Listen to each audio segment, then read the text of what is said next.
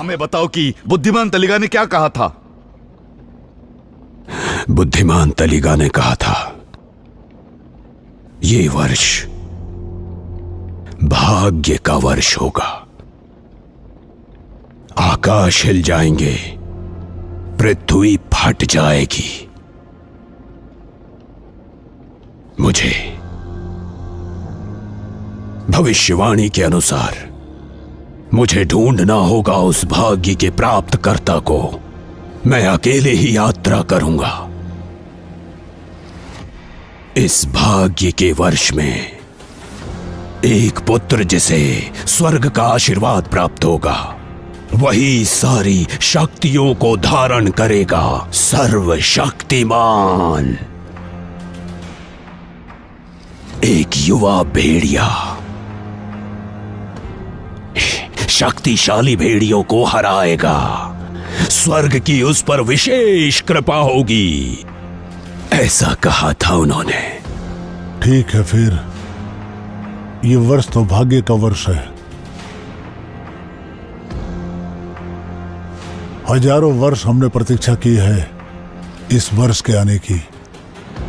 भविष्य वाणी के अनुसार दिखाई दे रहा है कि सितारे लाल हो रहे हैं और बगैर गर्मी के घास सूख रहे हैं। ये सब साफ साफ संकेत है।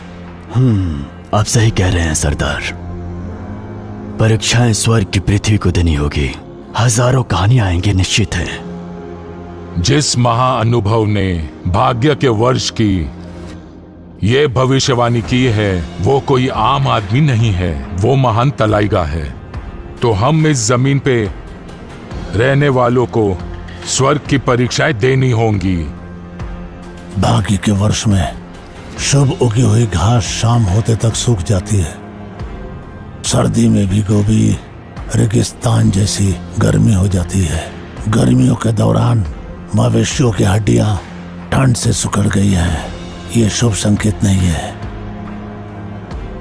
श्रेष्ठ प्रमुख, सुना है कि पिछली बार भाग्य का वर्ष 1000 साल पहले आया था। अगर चुनना है व्यक्ति पापी हुआ तो समझिए रक्त की नदियां बहेगी, पहाड़ हड्डियों से ढक जाएंगे, औरतें और बच्चों के आंसुओं की वर्षा होगी, मानव की हत्या करेगा, सज्जन भी शांति भंग करेंगे, लोग मानवता को पूरी तरह से भुला देंगे।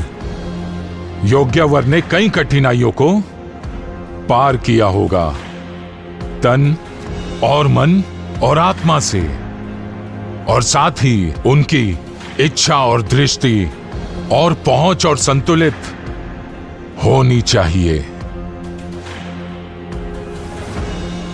व्यापारी घोष, हमें बताइए, स्टीपी के लोगों में से किसको बुद्धिमान तलिगा ने योग्य घोषित किया था? बताओ।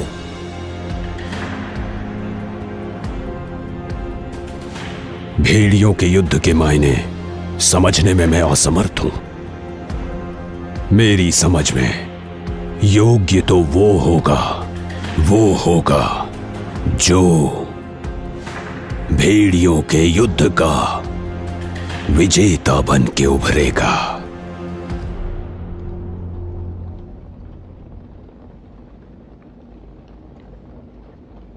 जरा रुको, शांत हो जाओ। मुझे अभी याद आया, बुद्धिमान तलेगा के हत्यारों के पास भेड़िया जनजाति का कोई भी उपकरण तो था ही नहीं।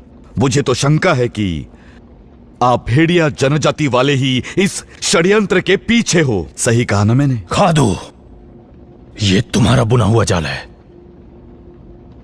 अगर युवा भेड़िया और शक्तिशाली भेड़ियों की कथा में थोड़ा भी सत्य है, तो वो युवा भेड़िया तुम हो। तुम अपने आप को हिरन जनजाति के तीव्र दत्त कहलवाते हो। ये सब साफ दिख रहा है। निचले किसान और खाना बदोश ध्वजधारी को सभा में बोलने का कोई अधिकार नहीं होता। कोई बताओ इसे। खादू, शांत हो जाओ। मैंने तुम्हें बोलने की अनुमति बिल्कुल नहीं दी है।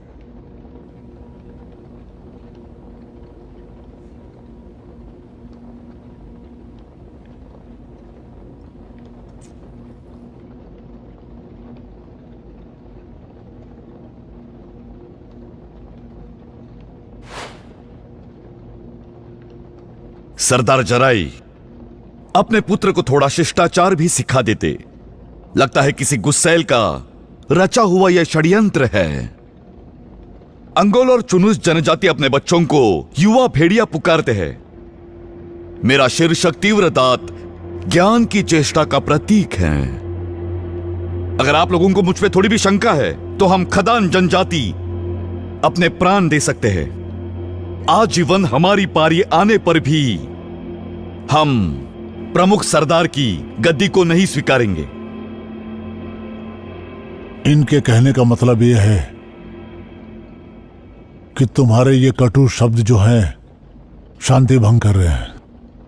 इसीलिए मेरी प्रस्तावना यह है कि हम हर जनजाति में 10 योद्धा भेजें और उन सफेद खोपड़ियों का पता लगाकर उन दुष्टों को उचित सबक सिखा दें। ये बहुत जरूरी होगा। और कौवा जनजाति ने उनका प्रमुख खोया है। हर जनजाति को अपने एक अभिजात को यहां बंधक छोड़कर जाना चाहिए। मेरे पिता की मृत्यु हुई है। मेरे अलावा कोई और अभिजात बंधक नहीं है यहाँ। अगर मुझे यहाँ रुकना पड़ा तो हमारी जनजाति का नेतृत्व कौन करेगा उन सफेद खोपड़ियों से प्रतिशोध लेने के लिए? सरदारों, हमें कौवा जनजाति के पास किसी अभिजात बंधक को क्यों रखना होगा? हम कितना भी मंथन क्यों ना करें, किस जाति ने यह किया है इसका निर्णय कौन करेगा? और याद रखिएगा, विलुप्त सफेद खोपड़ी जनजाति और कौवा जनजाति, इनके पूर्वज एक ही है। मेरे पिता तुम्हारे घर में मारे गए थे। तुम हमारे लिए कलंक हो। तुमने हमें धोखा दिया है। अगर मुझे यहां रुकना पड़ा तो हमारी जनजाति का नेतृत्व कौन करेगा उन सफेद खोपड़ियों से प्रतिशोध लेने के लिए? कौवा जनजाति के पास किसी अभिजात बंधक को क्यों रखना होगा? हमारे दुश्मन बहुत खुश होंगे हमें इस तरह आपस में लड़ते हुए देखकर। आप सभी सरदारों को पता होना चाहिए कि यह अपराध हमारे शांति को भंग कर देगा। एक पुरानी कहावत जो हमारे बूढ़े बुजुर्ग कहते थे, 5 उंगलियों को मिलाकर मुट्ठी बना दिया जाए तो वो मुट्ठी ताकत बन जाती है। आपका बहुत बहुत धन्यवाद गोस। अब आप यहाँ से जाएं और अपना इलाज करवाएं। आपका शुक्रिया तांत्रिक अम्मा, परंतु मैं अपने शिविर की ओर लौटना चाहूंगा और आप लोगों से बस इतना प्रार्थना करना चाहूंगा कि व्यापारी मार्ग को सुरक्षित करें और तब तक के लिए कुछ अंगरक्षक मुझे दे दीजिए जब तक मसला सुलझ न जाए।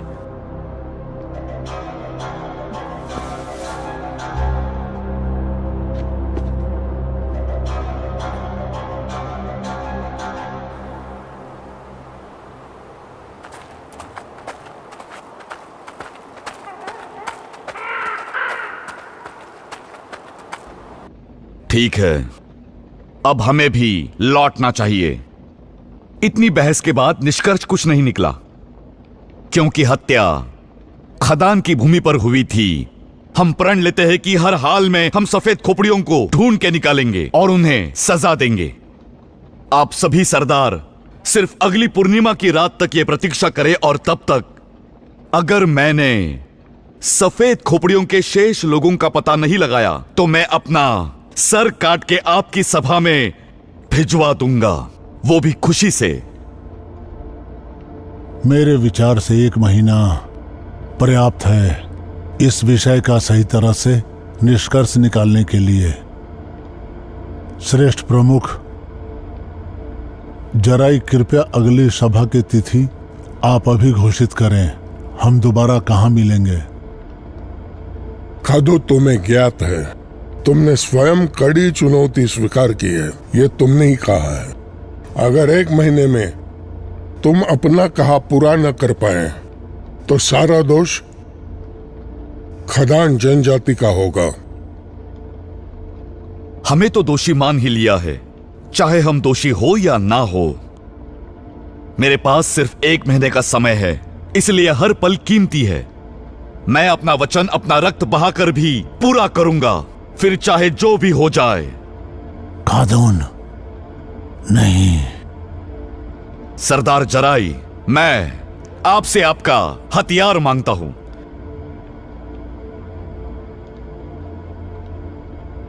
अगर ऐसी बात है तो तुम मेरे हथियार का उपयोग कर लो।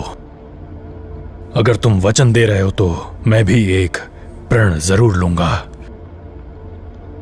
खादू, अगर तुम शेष सफेद खोपड़ियों को 1 महीने के अंदर पकड़ने में किसी भी तरह असफल रहे तो तुम अपना सर मेरे सामने काटोगे। लेकिन तुम अपने लक्ष्य में सफल हो गए तो तुम मेरा भी सर बेझिझक काट सकते हो। इर्तई, शेर की तरह दहाड़ने के बजाय अगर मैं बकरी की तरह मिमियाऊंगा तो प्रमुख, लोग मुझे शेर नहीं बकरी ही समझेंगे। इर्तई, मैं बकरी की तरह मिमियाऊंगा नहीं, शेर की तरह दहाड़ूंगा। सरदार जराई और 8 जनजाति के सरदारों के सामने मैं भी अपने रक्त से अपने वचन को अंकित करता हूं।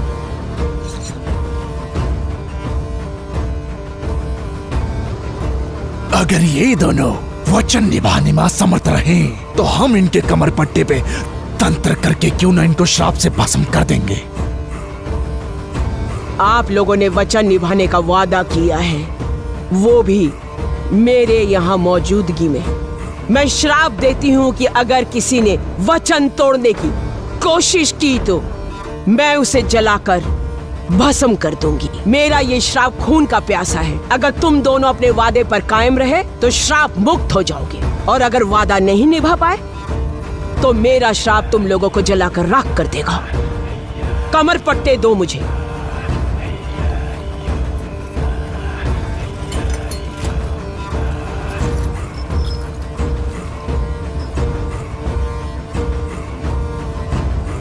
ओ अग्नि की आत्माएं, मैं आप लोगों को पुकार रही हूँ, मुझ में प्रवेश कीजिए। इन तुच्छ जीवों ने वादा किया है, इन्हें श्रापित कीजिए। अगर ये वचन तोड़ते हैं तो इन्हें जलाकर भस्म कर दीजिए। अग्नि आत्माएं, अग्नि आत्माएं, भस्म कर दीजिए इन्हें। भस्म कर दीजिए, भस्म कर दीजिए। भस्म, भस्म।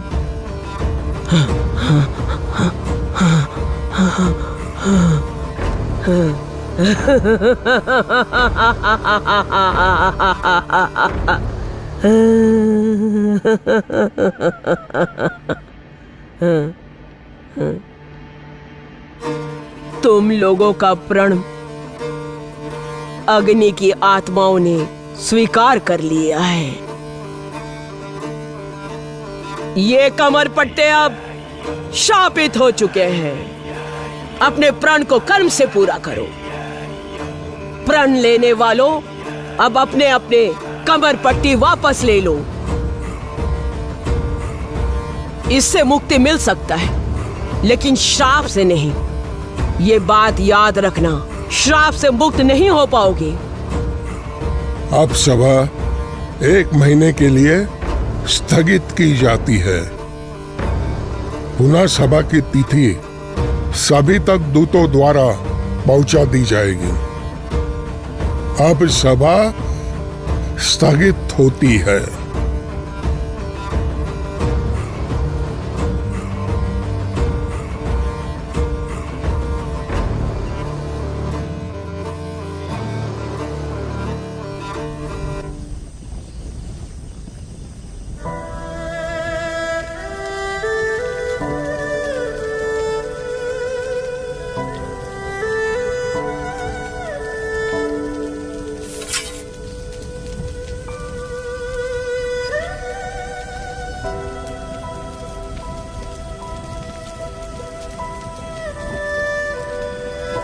पिताजी, मैं आपको वचन देती हूँ, मैं आपका कटा हुआ सर उस अजहर से सफेद खोपड़ी से वापस लाऊंगी और आपकी आत्मा सूर्य तेज में विलीन हो जाएगी।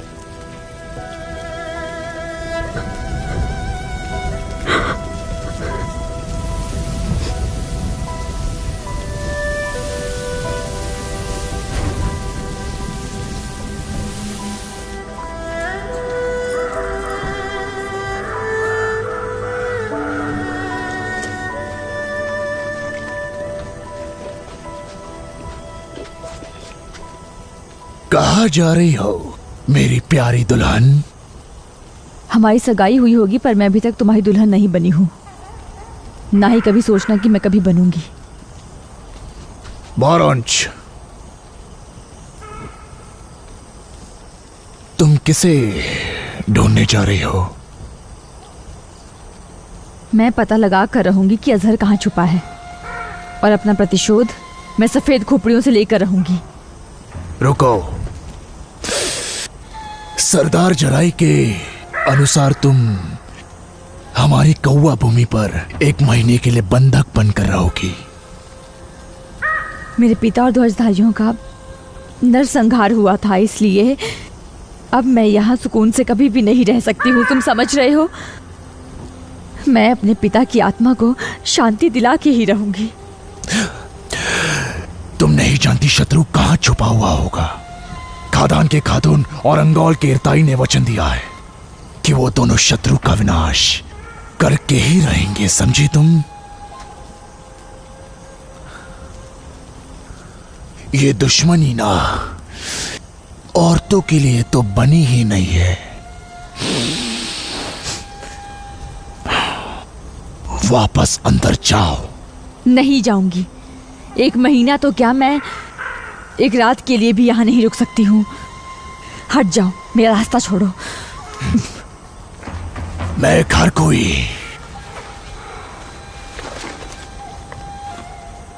जब से होश संभाला है तब से मैं तुम्हारे लिए तड़प रहा हूं। मैंने सूरज और चंद्रमा की उपासना की कि तुम मुझे मिल जाओ।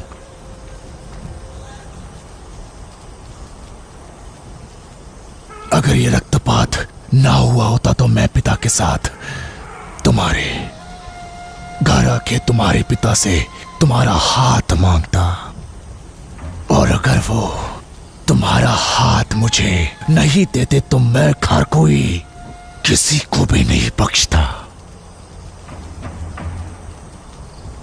मेरे दिवंगत पिता ने कहा था कि तुम अगली गर्मियों में मुझसे विवाह करने के लिए आओगे,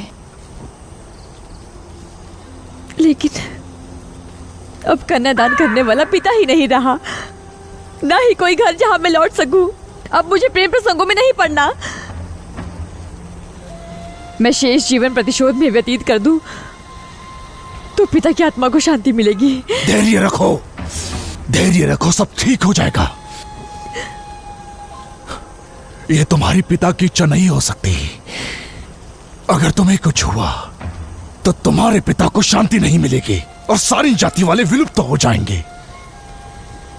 ठंडे दिमाग से सोचो, तुम अपने दिमाग से काम लो। आशा करता हूं कि तुम्हें मेरी बात समझ में आ गई होगी। तो ठीक है, जब तक मैं वापस लौटूंगी तब तक तुम मेरी सारिन जाति की रक्षा करना। तब मैं मेरे पिता की इच्छा पूरी करूंगी, तुमसे विवाह करके। लेकिन उसके लिए तुम्हें अपनी इस नशे की लत को छोड़ना होगा और मुझे साफ मन से अपनाना होगा। अगर तुम ये 2 चीजें कर सके तो मैं तुम्हारी अर्धांगिनी बनने के लिए तैयार हूं और आजीवन तुम्हारे साथ रहूंगी।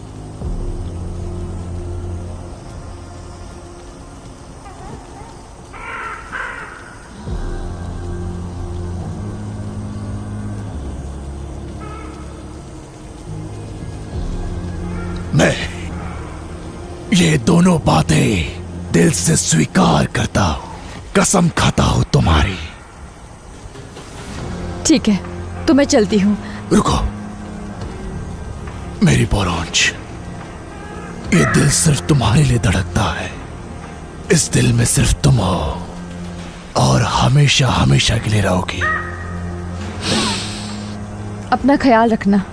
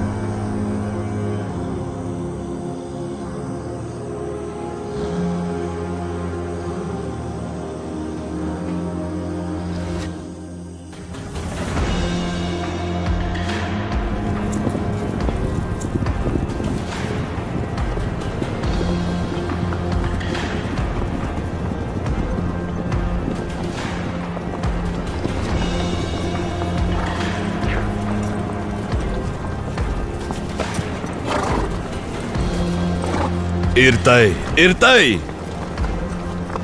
वो दूध पीता बच्चा, उसकी इतनी हिम्मत, उसने मेरे वचन को चुनौती दी। खादोन, तुमने एक अटूट प्रण लिया है, लेकिन मुझे ये बताओ कि तुमने ये अपने ऊपर ऐसी एक विपदा क्यों लेकर आए? महान सेवगी, क्या आपको लगता है कि मैं दुर्बल हूं? आपको शंका है कि मैं सफेद खोपड़ी जनजाति को ढूंढकर उन्हें दंड देने में असमर्थ हूं? क्या सचमुच मेरे बारे में आप ऐसा सोचते हैं? सफेद खोपड़ियों को ढूंढना एक अलग बात होती है, जानते हो, पर 8 जनजातियों के सामने विवेकशील होते हुए प्रण ले लेना एक दूसरी बात है। जब खदान लोगों का कोई दोष ही नहीं है, तो आपको मेरे वचन लेने से क्या आपत्ति है? और वो इर्तई, प्रमुख सरदार का बेटा, और वो खारखुई बुद्धिमान तलिगा का बेटा, उन दोनों ने मेरा अपमान किया, मेरे लिए अपशब्दों की वर्षा की, लेकिन फिर भी आप शांत रहे। आपने चुपचाप से यह सहन क्यों किया? मेरे प्रमुख, तुम खदान जाति के अध्यक्ष हो। यदि तुम एक अबोध बालक की तरह व्यवहार करोगे तो तुम्हारे पिता के नाम पे वो तो एक अनादर भी तुम कर सकते हो। तो तुम्हारे पिता के यश और नाम का क्या होगा? घर लौटते ही मैं अपने योद्धा लेकर निकलूंगा और सफेद खोपड़ियों के हर एक बच्चे को मौत के घाट उतार दूंगा। उन्हें उनके पापों का भुगतान तो करना ही पड़ेगा। मैं नहीं छोड़ूंगा उन्हें।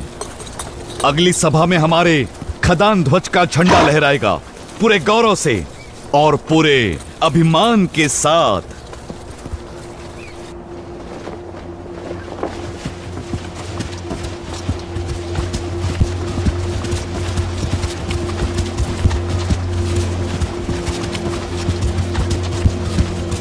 अरसाई की राय में हमारी छोटी बड़ी 33 जनजातियों में कौन सही में योग्य है योग्यावर की पदवी के लिए? आपको पता होगा। आप मुझे बताइए, आपके मन में कौन है जो विश्वास के पात्र है? इस बूढ़े आदमी की इच्छा अभी दुनिया से परे है। अब मेरी शारीरिक क्षमता मुझे घर ही पहुंचा दे तो काफी होगा मेरे लिए। योग्य वर जो भी हो, उसकी क्षमताओं में समझौता नहीं होना चाहिए। उसकी योग्यता तन, मन और आत्मा से पूरी तरह निपुण होना चाहिए।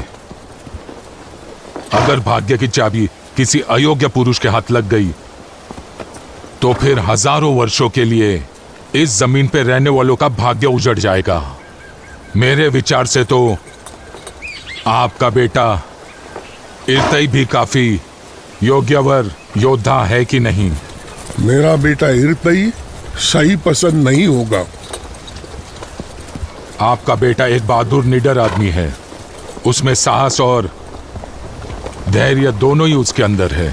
साहस और धैर्य हो पर विवेक की कमी हो तो वो योग्यावर तो नहीं, पर विनाशकारी अवश्य ही हो सकता है। क्योंकि आपने वचन दे दिया है तो अब मुझे तो आपके साथ ही जाना होगा। और आपके क्रोधित होने पर आपको सही मार्ग दिखाना होगा। अगर युद्ध में मैं एक बुढ़े आदमी को ले जाऊंगा तो वो मेरी मूर्खता होगी, और शायद ही ऐसा कोई करेगा। हाँ, आपको खदान भूमि में रहकर हमारे लोगों की सहायता करनी चाहिए। युद्ध हमेशा बल से नहीं जीता जा सकता है। अगर आपके पास बल और बुद्धि दोनों हो तो आप हारते कम और जीतते अधिक से अधिक हो।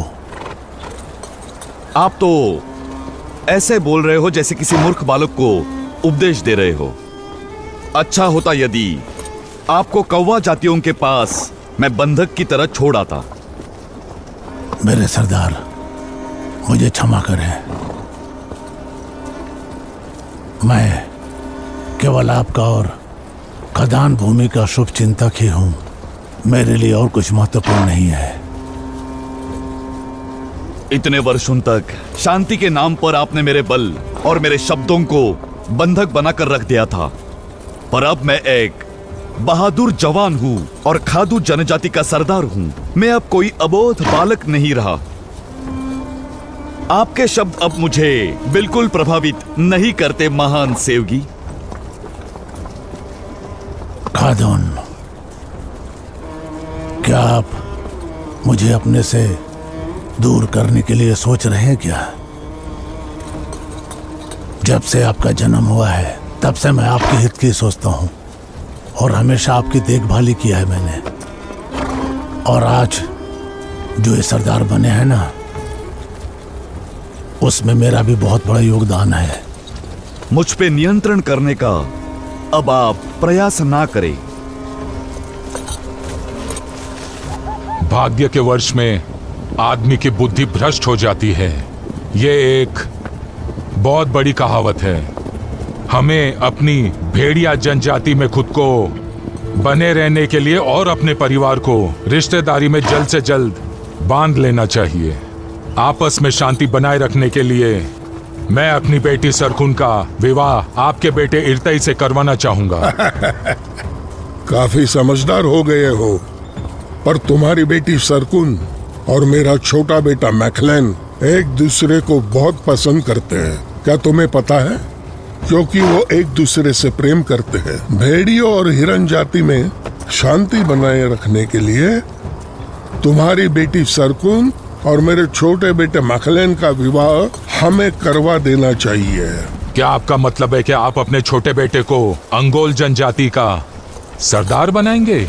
ऐसा किया तो भेड़िया परीक्षण दिए हुए युवा उसका नेतृत्व नहीं मानेंगे, कभी नहीं मानेंगे।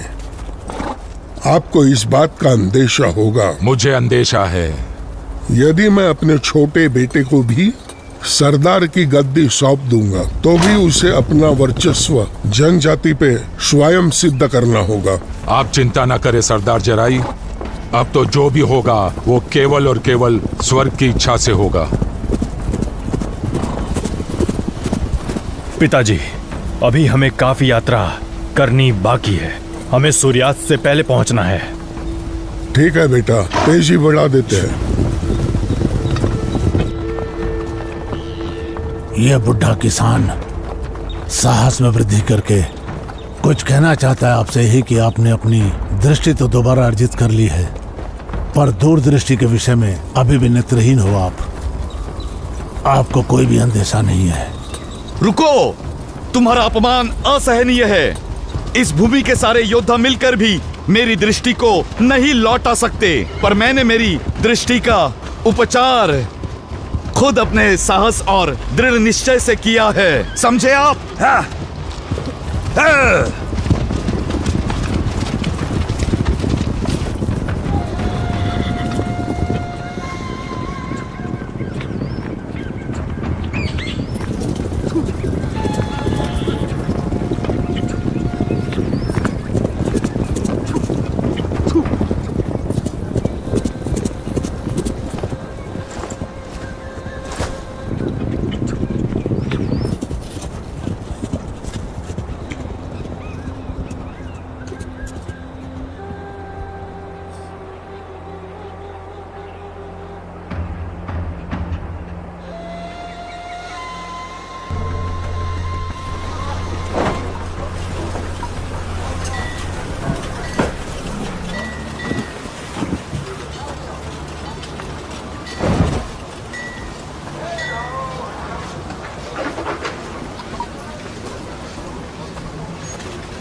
ये तो बहुत अच्छा है। उधर चलिए, हमारे सरदार से मिलिए।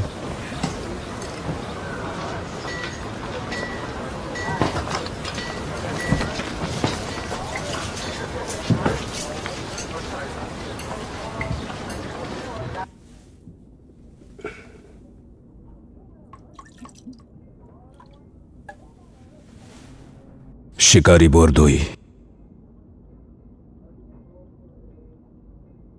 इससे पहले कि व्यापार की चर्चा हो, मैं आपसे कुछ कहना चाहता हूं।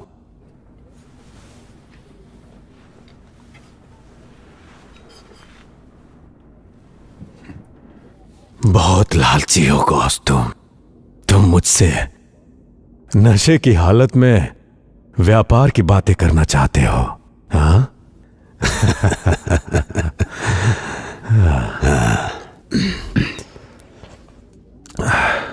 चलो ठीक है, और डाल दो। मुझे नशे में डुबोना रेगिस्तान में प्यास बुझाने जैसा है।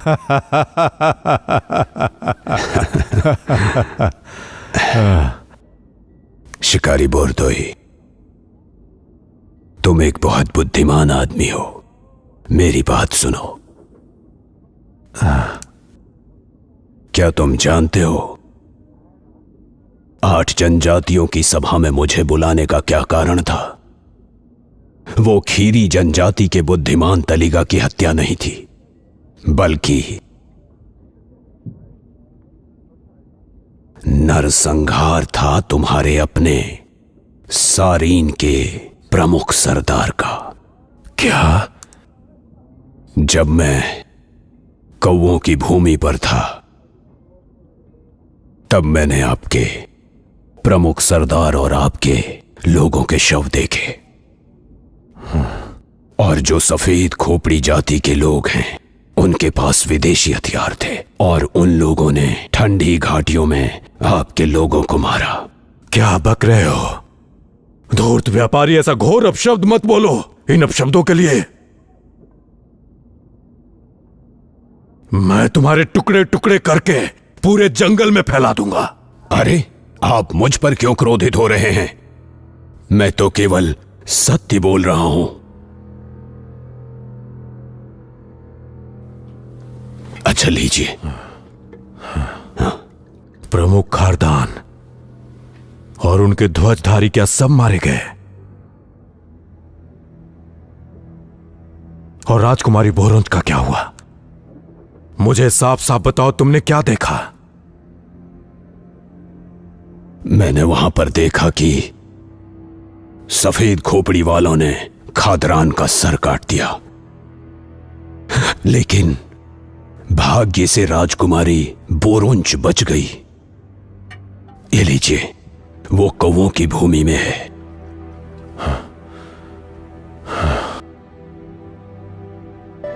तुम्हारे पास हथियार तो है ना?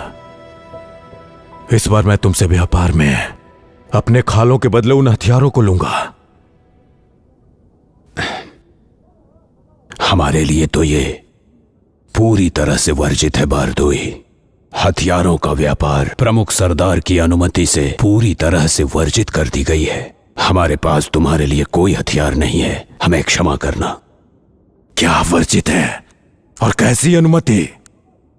ऐसे नियम किस काम के?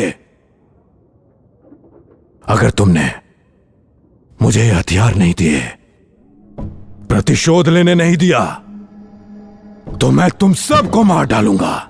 मैं उन हथियारों का व्यापार आखिर कैसे कर सकता हूं जो मेरे पास है ही नहीं?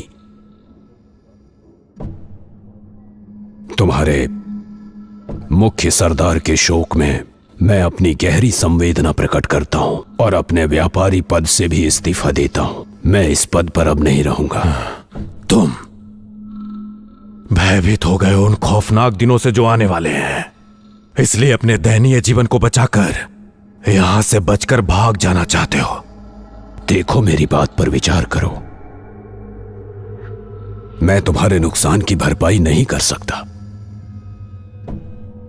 लेकिन एक बात है, यहां से लौटते हुए तुम जितना नमक तुम्हें चाहिए वो लेकर जा सकते हो। तुम कौवों की भूमि में जाओ। सबसे जरूरी है इस वक्त राजकुमारी बोरुंज की सुरक्षा करना। तुम्हें शीघ्र जाना चाहिए।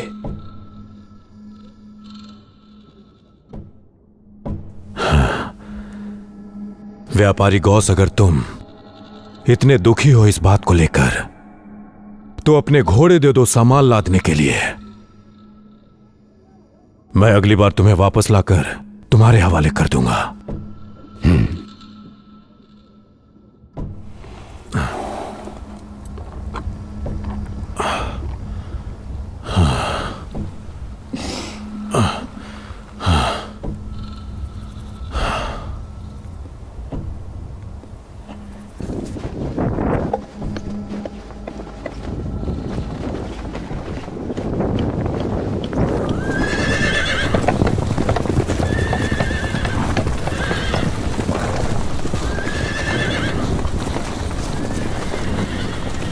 घोड़े को बांध दो। जो हुकुम सरदार। आपकी यात्रा कैसी रही? बहुत ही अच्छा था।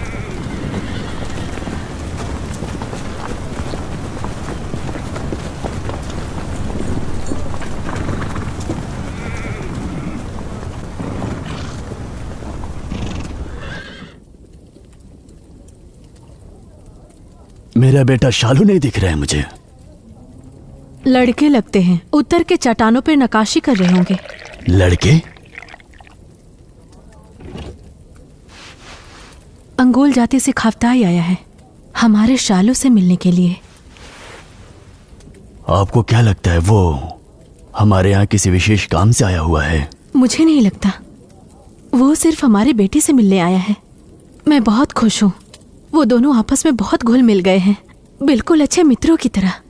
आदमी को सिर्फ एक अच्छा मित्र और अच्छे घोड़े की आवश्यकता होती है।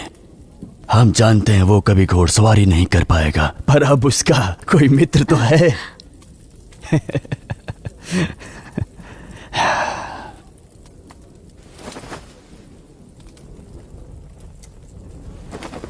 सरदार, आपकी यात्रा सफल रही। हमारे लिए क्या आदेश है? उन गंभीर लड़कों को लेकर आओ। परदाई के बच्चे जो निगरानी करते वक्त सो गए और चोरों को दूसरी सांस के घोड़े को चोरी करने का मौका दिए, इन दोषियों को सजा मिलेगी। मृत्युदाता द्वारा वो लोग घसीटे जाएंगे। सूर्यास्त के समय उनकी सजा के दौरान जनजाति का हर व्यक्ति साक्षी रहना चाहिए, समझ गए? सरदार।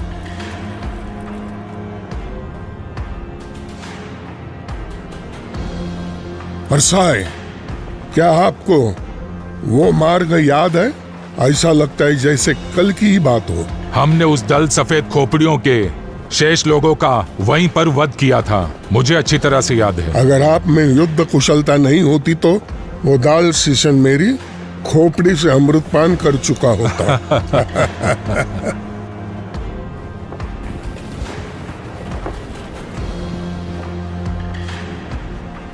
मुझे कुछ गड़बड़ लग रहा है, यहाँ अजीब सी शांति है।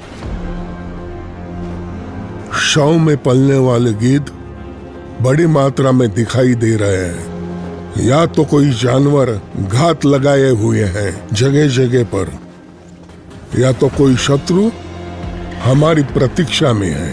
हृदय, आदमियों को होशियार करो, हमें हर परिस्थिति के लिए तैयार रहना होगा। रुकिए, आपको अपने बेटे के साथ यहीं रुकना चाहिए। अगर इन संघर्षपूर्ण दिनों में हमारे सरदार पर आंच आई तो समस्त 8 जनजातियों में भगदड़ मच जाएगी। मैं अपने आदमियों के साथ आगे बढ़ता हूं। अगर यह घात हुआ तो आप दूसरे मार्ग से निकल जाइएगा। बेटा, अपने पिता को सुरक्षित अपने घर ले जाओ। जी सरदार। अगर मैं मर गया तो मेरी बेटी सरकुन को उसकी चाहत की भूमि बसा लेना। आप मेरी बेटी को एक फलता फूलता परिवार देना।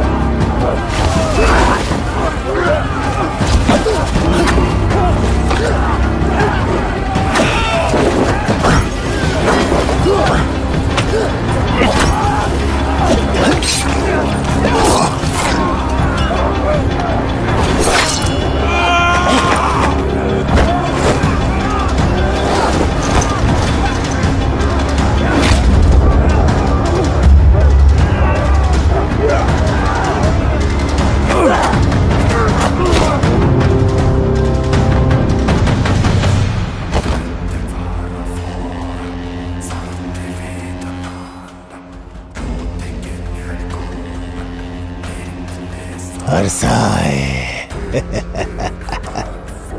बुढ़ा भेड़िया हरसाए। अपनी घोषणा करो और अपनी पहचान बता दो मुझे। मैं अपने पूर्वजों को यह बताना चाहता हूं कि किसके हाथों से मेरा अंत हुआ है, किस गलती की सजा मुझे मिली है। जाके उनसे कहना कि वो अमर आजहर था, ताल हसन का छोटा बेटा, सफेद खोपड़ी जनजाति से, जिन्हें कीड़ों की तरह मसल दिया गया था। अजहर, अजहर, ये मेरे लिए जोखिम था तुम्हें जीवित छोड़ देना, और तुम्हारा भाग्य था। अब तुम मुझे मार के ये सब खत्म करो। तुम्हारे भेड़िया जाति वाले युवा बच्चों को छोड़ देते हैं ना। तुमने मुझे क्यों जीवित छोड़ा आज से 30 साल पहले? क्योंकि हमारे अंदर पत्थर का दिल और ठंडा खून नहीं बहता है। तुम्हारे पिता तुमसे बहुत ज्यादा बहादुर थे। तुमने छुपकर मुझ पर घात लगाकर वार किया उसी स्थान पे जहां तुम्हारे पिता घोड़े पे सामने से लड़ते थे। सही कहा। काले प्यादों की घाटी मेरे लिए मेरे बाप की हत्या की कहानी उसी तरह ताजी रही जैसे बच्चे के लिए मां का दूध होता है। प्रतिशोध की आग सीने में लिए इसी दिन के लिए जी रहा हूं मैं। तुम्हारा मतलब है सफेद खोपड़ियों के बच्चे अपनी मां का दूध भी पीते हैं? पर तुम तो कहते हो केवल रक्त ही पीते हो। मेरे शत्रु का रक्त मुझे दूध से भी ज्यादा मीठा लगता है। सिर्फ तुम्हें मैं यह अवसर दूंगा अपने पूर्वजों के पास पूरे शरीर के साथ विदाई लेने का। इसे मेरा उपकार समझना, मुझे और मेरी मां को उस समय जीवित छोड़ने का। समझ गए?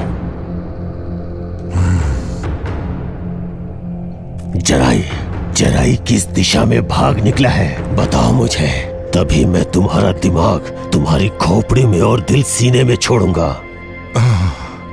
तुम्हें लगता है कि यह बुढ़ा भेड़िया अपने मित्र से विश्वासघात करेगा अपने जीवन के लिए? जो करना है तुम कर सकते हो।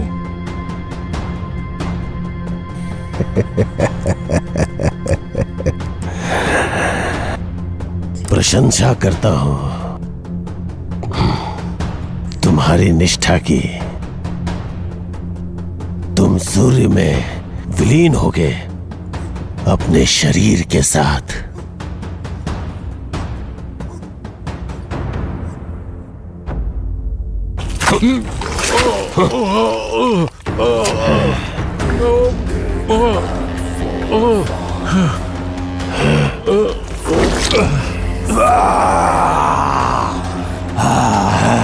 भेड़िया जाति का अंत देखो! भेड़िया जाति का अंत देखो! भेड़िया जाति का अंत देखो, भेड़िया जाति का अंत देखो।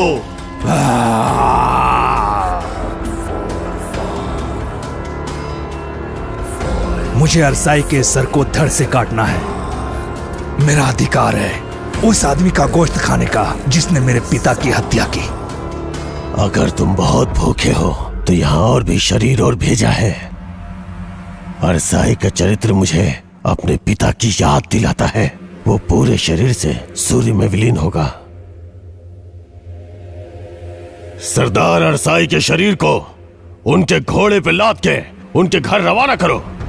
कोई उन्हें हाथ नहीं लगाएगा। अरसाई और श्रेष्ठ सरदार जराई दोनों एक साथ घेरे भूमि से चले थे।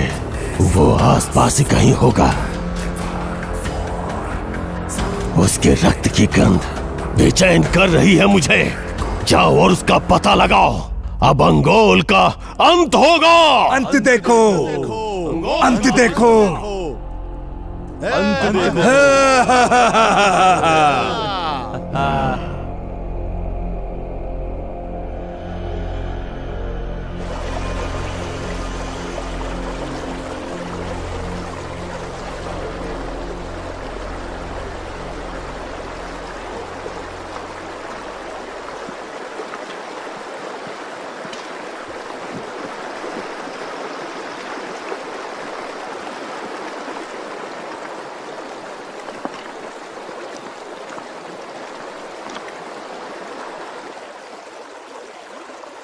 मैंने कुछ ध्वजाधारियों को आगे की ओर भेजा है, मार्ग पर खतरा भांपने के लिए। मुझे चिंता है सरदार अरसाई और बेड़िया जाति के ध्वजाधारियों की। हमें पहुंचने पर सब पता चल जाएगा।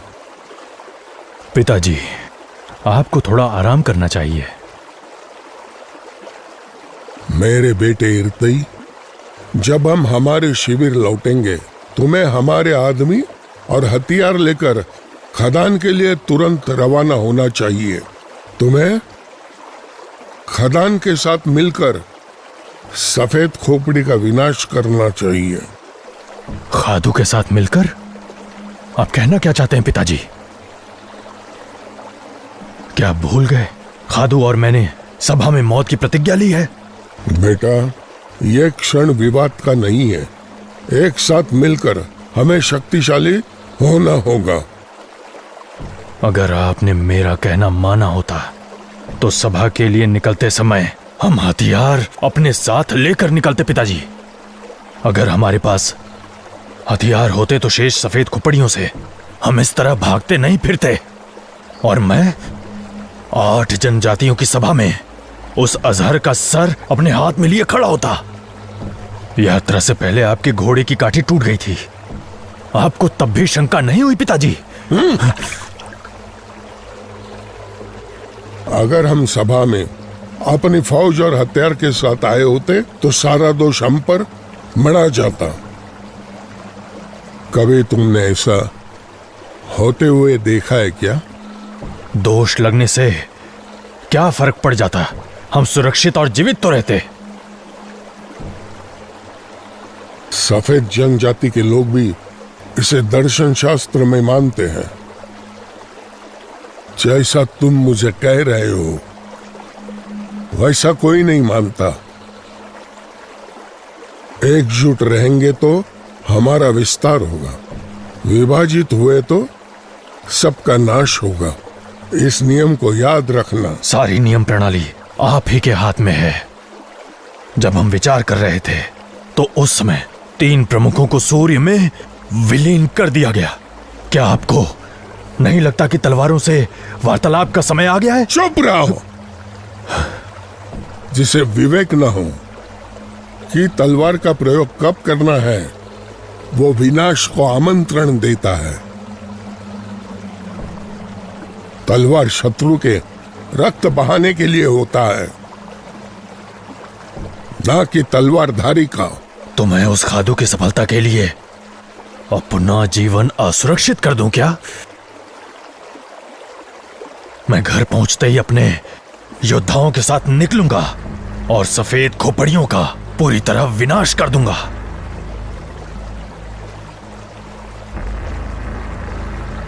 अगर तुम मुझे अपना पिता नहीं समझ सकते हो तो फिर मुझे सरदार समझोगे।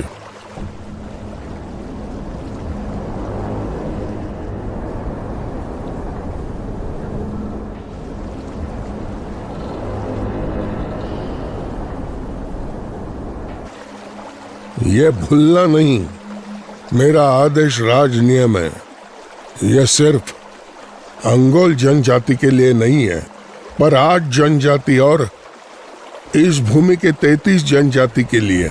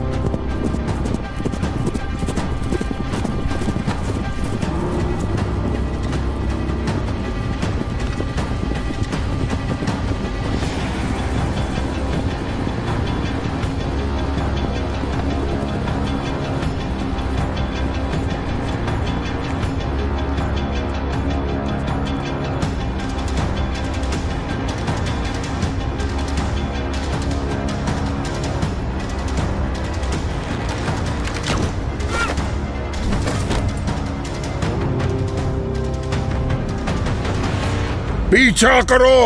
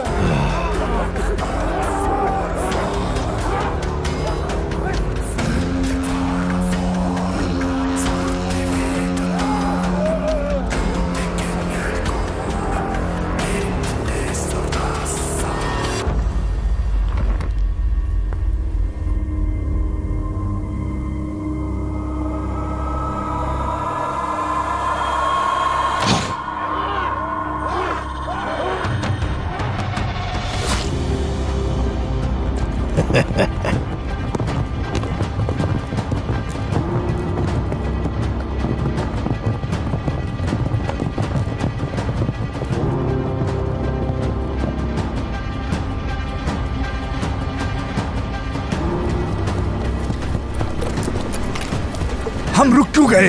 वो सरदार अपने बेटे के साथ भाग रहा है। उनका पीछा करो और मार डालो। वो लोग हर हाल में अग्दचिन की सीमाओं तक पहुंच जाएंगे। अग्दचिन की अरखाल और उनकी सेना हमें देखते ही मकोड़ों की तरह मसल देगी। इसलिए हम यहाँ कुछ देर रुक के लौट जाएंगे। लगभग सरदार मेरे या तो मरने ही वाला था। तुम्हें फिर मौका मिलेगा उसकी खोपड़ी से अमृत पान करने का। उसका अंत जल्द ही निश्चित है।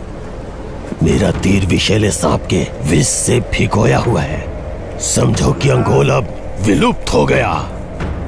आज सूर्यास्त के बाद हम अंगोल के अंत का उत्सव मनाएंगे।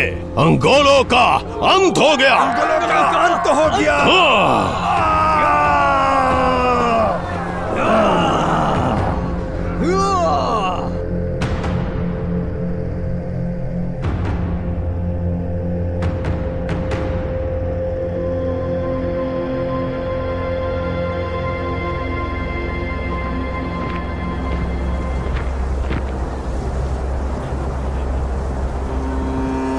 जो घोड़े तुम लोगों ने खोए हैं उनकी सवारी उन डकैतों ने की जिन्होंने बुद्धिमान तलैगा की हत्या की है।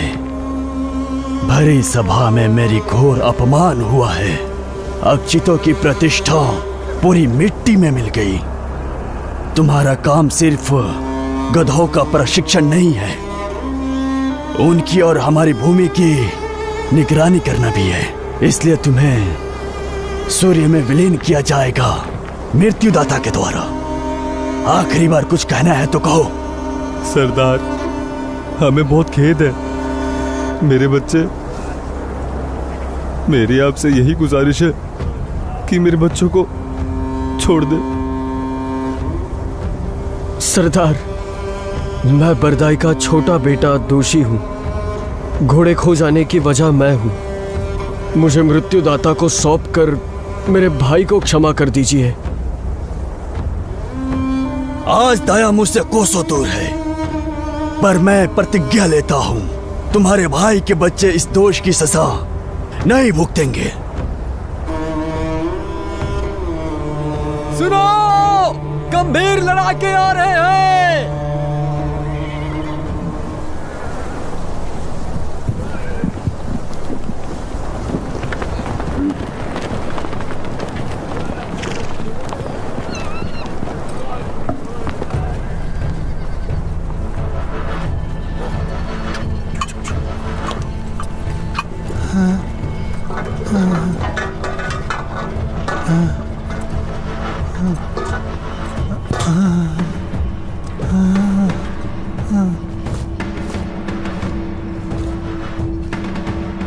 सरदार अरखल, मुझे खेद है, मृत्युदाता गायब है, पता नहीं कहाँ गए।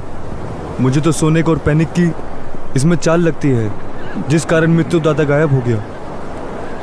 सरदार अरखल, पानेक और मेरी हिम्मत नहीं कि हम दोनों मृत्युदाता से कहीं भी कोई भी छेड़खानी कर सके।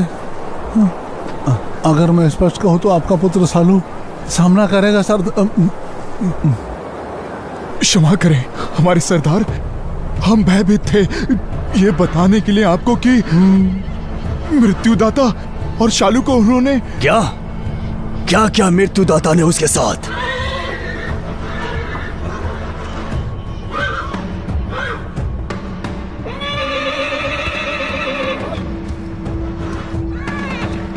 हे स्वर्ग के देवता, ये तो मेरा बेटा शालू है। क्या ये स्वर्ग के संकेत नहीं है? मैं कब से प्रार्थना कर रही थी। ये भाग्य का वर्ष है।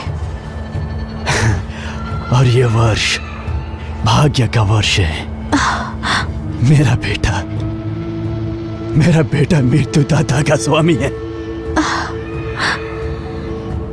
बंधकों को मुक्त कर दो।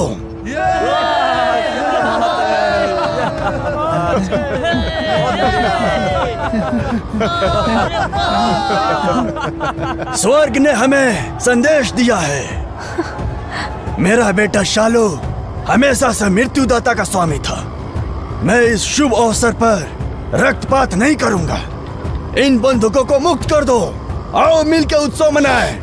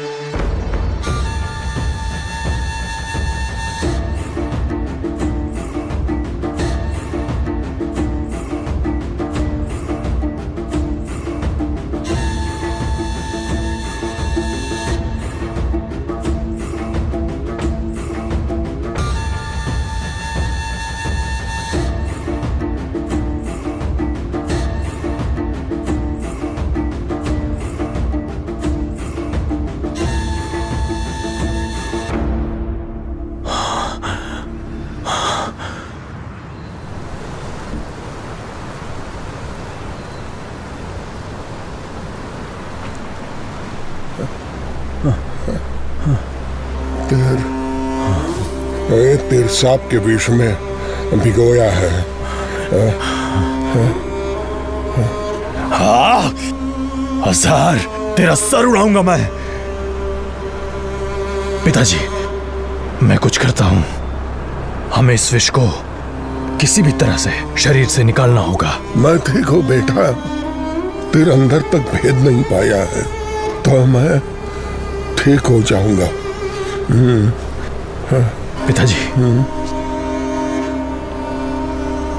इसे पी लीजिए, आपको ठीक लगेगा।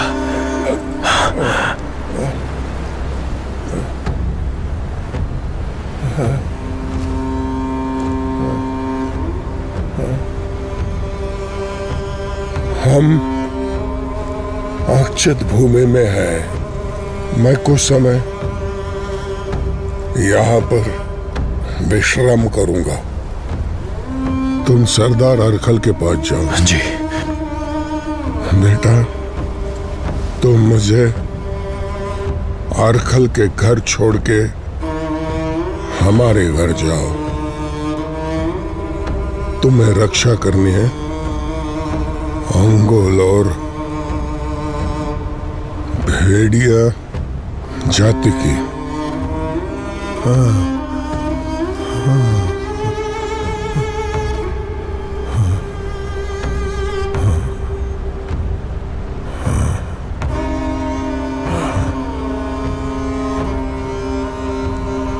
पिताजी, अंगोल जाति का नेतृत्व कौन करेगा?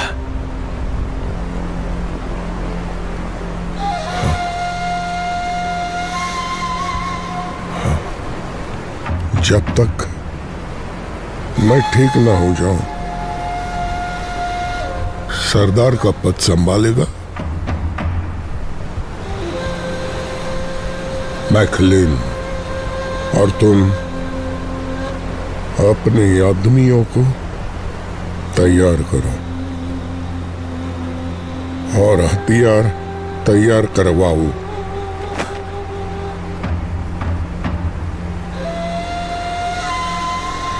पिताजी, क्या मुझ में कठिनाइयां झेलने की सहन शक्ति नहीं है?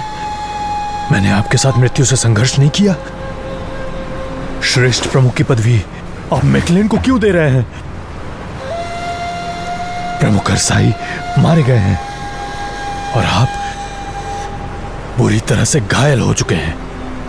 जब भेड़िया और अंगोल के लोग ये सुनेंगे तो वो पूरी तरह से बिखर जाएंगे, चींटियों की तरह बिना नेतृत्व के। आगे संघर्ष भरा दौर है। अगर प्रमुख पद उस कायर मैखलिन को मिला तो बस एक शब्द भी नहीं बोलना इरताई। बेटा, तुम्हारे पिता की तरह नहीं, पर एक सरदार तुम्हें आदेश देता है, उसका पालन करो।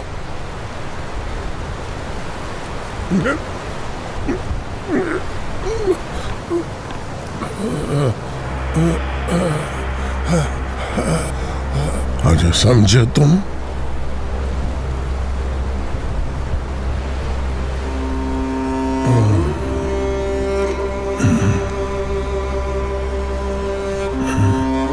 जी पिताजी, जैसा आपने कहा, मैं, क्योंकि आप मेरे पिता नहीं हैं, पर आप श्रेष्ठ प्रमुख हैं। मैं आपकी हत्या करता हूं।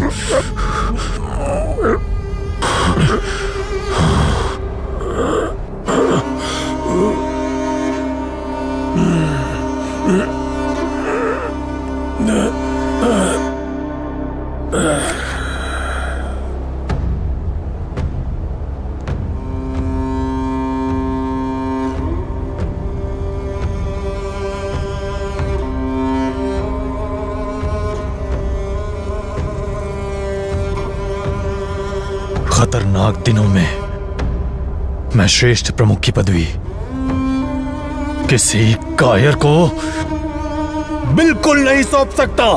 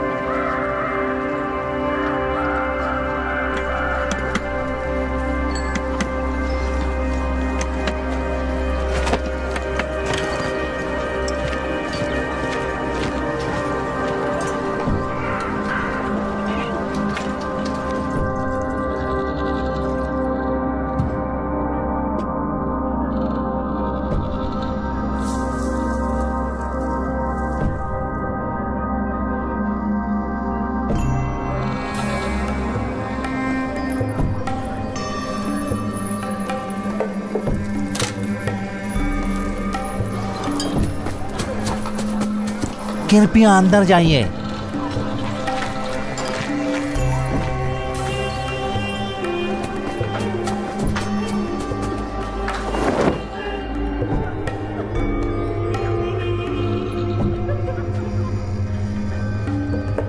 औरतें बाहर, मुझे व्यापारी को उससे महत्वपूर्ण चर्चा करनी है।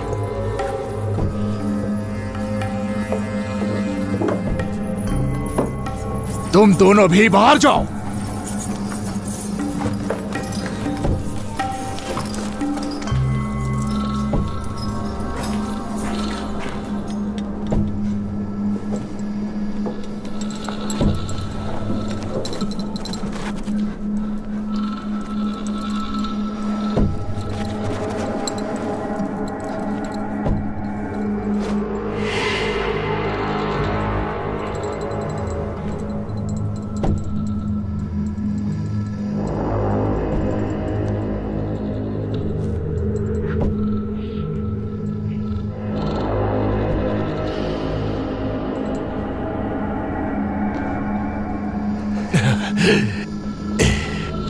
तुम्हारे पास भी नशीला काला चूर्ण है ना, संक्रिय भूमि वाला? मुझे थोड़ा सा दे दो।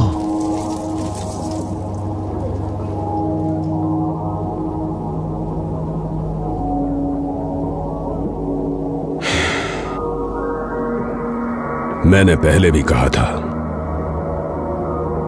मेरे पास वो चूरन बस चुटकी भर था। तुमने मेरी बात जरूर सुनी होगी।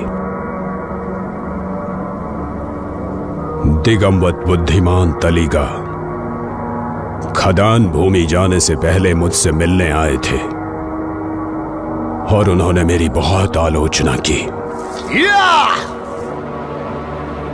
तुम्हारी इस नशे की आदत के लिए उन्होंने मुझे दोषी ठहराया।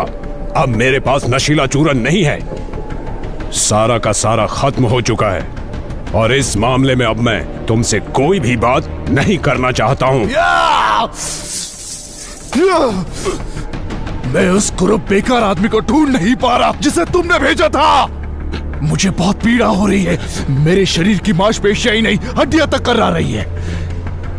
तुम मुझे वो काला नशीला चूरन दो, नहीं तो मैं तुम्हारे शिविर को खत्म कर दूंगा जैसे सफेद खोपड़ियों को किया था। खारखोई, शांत, ये बात सच है कि मेरे पास कोई नशीला चूरन नहीं है।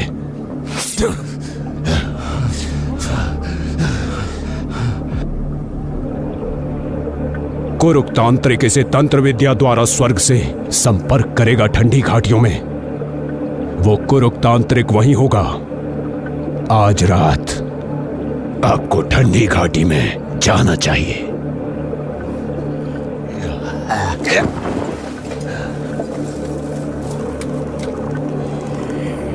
अगर तेरी बात झूठी निकली तो मैं वापस आऊंगा। मेरे तलवार की प्यास तेरे रक्त से बुझेगी।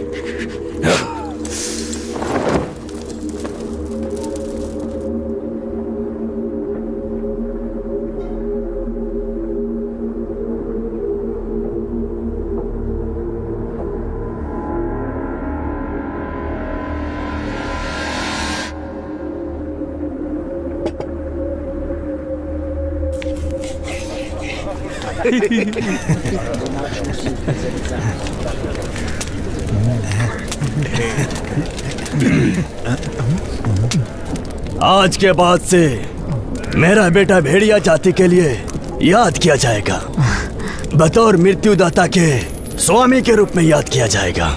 इसलिए मैं आज बहुत प्रसन्न हूँ, जैसे स्वर्ग की प्राप्ति कर ली हो।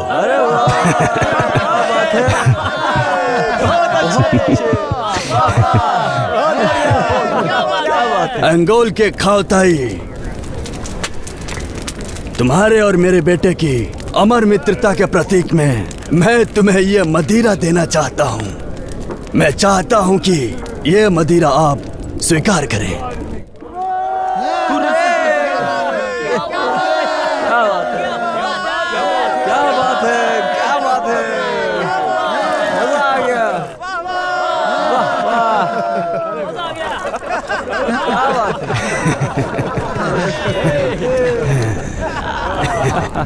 पिताजी, मृत्यु के दाता की सवारी करने में सोनेग और पैनग ने हमारी बहुत मदद की।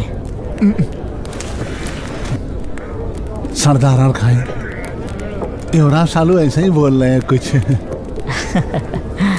हमने कोई असाधारण कार्य नहीं किया है। सरदार, युवा शालू ऐसे ही बोल रहे हैं। हमने कोई भी जादुई तंत्र मंत्र नहीं किया था सरदार। अगर हमसे कोई अनजाने में अच्छाई हो गई तो ये हमारा सौभाग्य है। छोटा योगदान भी बड़े कार्य में महत्वपूर्ण होता है। मेरे बेटे के प्रति तुम्हारी अमूल्य सहायता के लिए मैं बहुत कृतज्ञ हूँ। तुम्हें स्वयं मदिरा दूंगी। हमारे सरदार अरखल और महारानी की जय हो।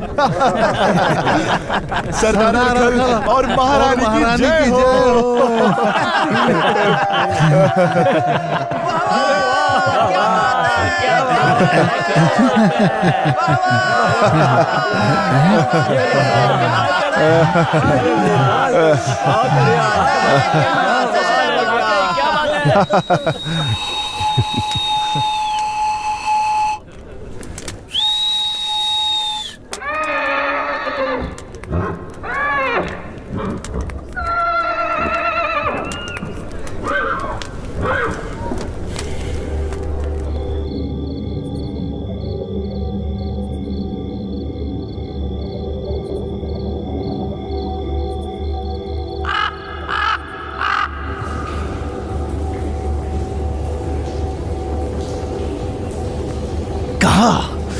कहाँ गायब थे तुम इतनी समय से? हाँ, मेरे शरीर की मांसपेशियां ही नहीं, मेरी हड्डियां भी कर्रा रही है। मुझे तो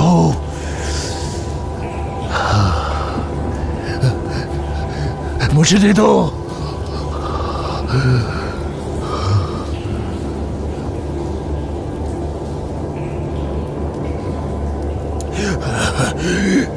तुम्हारे कहने के अनुसार मैंने पता लगाया मेरे पिता का, ताकि उनकी आत्मा शरीर से मुक्त हो सके। मुझे ये दे दो, मुझे ये नशीला काला चूर्ण दो, जैसे कि तुमने वचन दिया था मुझे। भाग्योदय का समय आ गया। खारखोई, तुम्हें योग्य बनना होगा। तुम अपने आप को इस नशे के लिए बर्बाद नहीं कर सकते हो, समझे? स्वर्ग की परीक्षा का पृथ्वी को सामना करना होगा। तुम्हें पलायन की तैयारी करनी होगी। नशे की लत से मुक्त होना होगा और तुम्हें अपनी कौवा जनजाति को इससे परे रखकर तब लौटना होगा जब मैं भाग्य विधाता की घोषणा करूंगा, और उसके बाद तुम्हारा राज होगा सारी जनजातियों पर।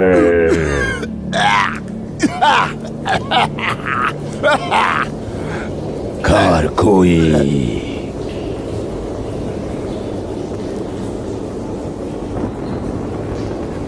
इसका मतलब बुरहांच। जिस दिन तुम प्रमुख सरदार बनोगे, वो तुम्हारी हो जाएगी।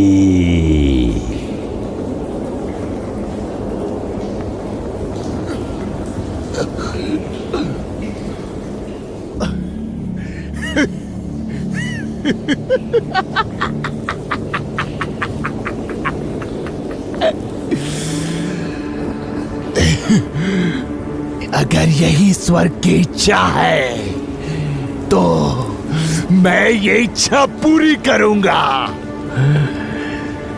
खारखोई, मेरे बेटे, तुमने आखिर मेरी हत्या में सहयोग क्यों किया? बची हुई सफेद खोपड़ियां अजहर और खदान को तुम्हारी सहायता मिली मेरी हत्या करने में। क्यों? क्यों?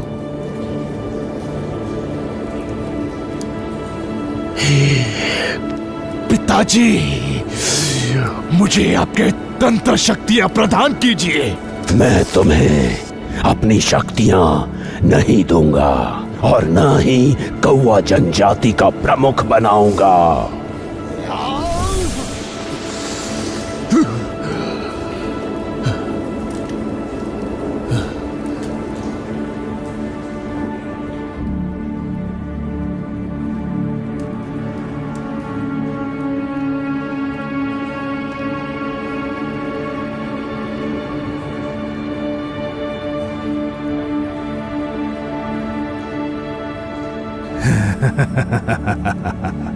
एक पुत्र अपने पिता की मृत्यु चाहता है। मृत्यु, मृत्यु है, यही तुम्हारी सच में इच्छा है ना? तुम्हारी कौवा जाति और हमारी सफेद खोपड़ियों के पूर्वज एक ही है। फिर भी तुम्हारे पिता बुद्धिमान तेलगी बुजुर्ग कौवे ने 8 जनजातियों का साथ दिया सफेद खोपड़ियों के जनजातियों को विलुप्त करने के लिए। लेकिन अगर तुम इसे पाना चाहते हो तो समझ लो ये मेरा भी है।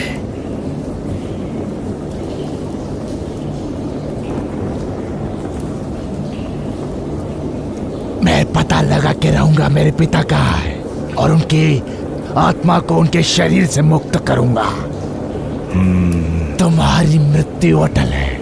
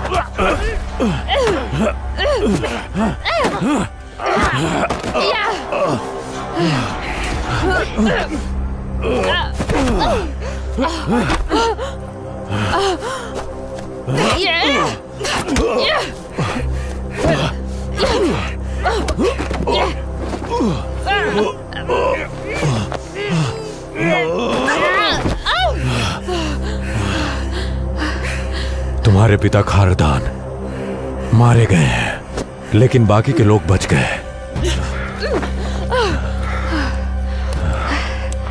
अभी जाति के बहुत से लोग बचे हुए हैं जाति की लड़ाई लड़ने के लिए। क्या वो लोग जान बचाने के लिए कौवा भूमि की ओर पलायन नहीं कर रहे हैं?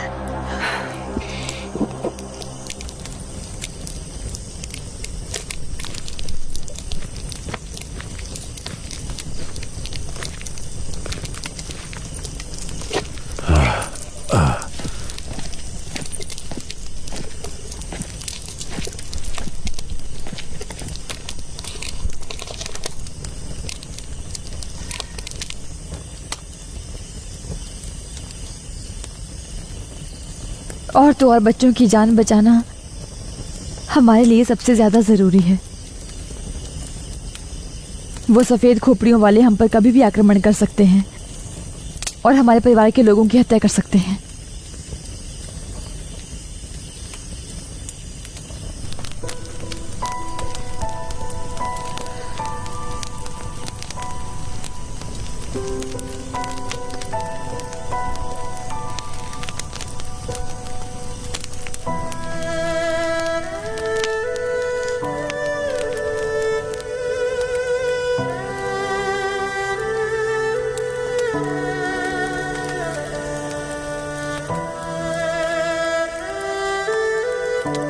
बोरदोई,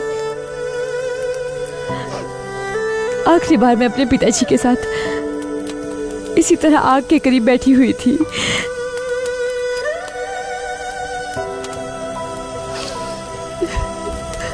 सफेद खोपड़ी वालों ने उन्हें मेरे सामने मार डाला। जब तक मैं पिताजी का सर सूर्य में विलीन नहीं करूंगी, मेरे पिताजी की आत्मा सूर्य और चंद्रमा के बीच में भटकती रहेगी।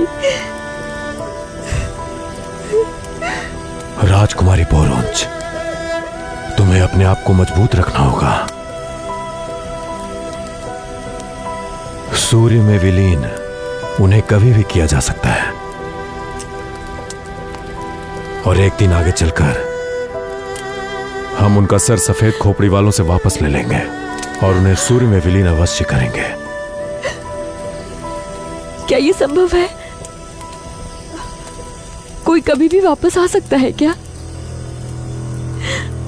क्या मैं कभी भी अपने पिताजी को सूर्य में विलीन कर सकती हूँ?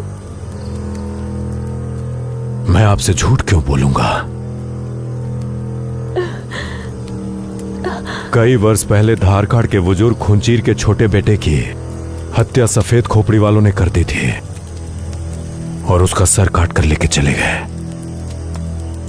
तब खुंचीर दुख से पीड़ित हो गया कि उसके बेटे का अंतिम संस्कार नहीं होगा। उसने सोचा उसके बेटे का शव नहीं मिलेगा, लेकिन उसके पिता ने सफेद खोपड़ी वालों को ढूंढ निकाला और उसके सर के साथ में उसके शव को सूर्य में विलीन किया। तो ऐसा पहले हो चुका है। सच कह रहे हैं? हाँ, बिल्कुल सच।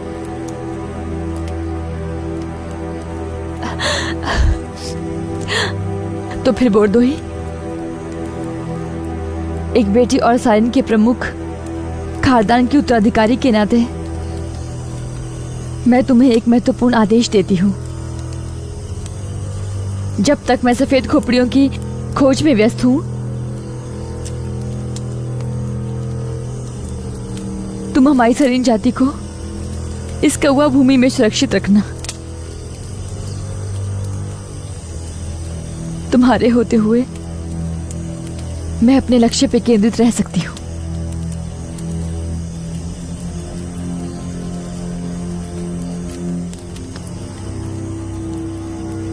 पूरब की तरफ पूरी अराजकता फैली हुई है, इसलिए मैं तुम्हारे साथ चलना चाहूंगा। लेकिन अगर आपका यही आदेश है तो मैं आपके आदेश का पालन करूंगा।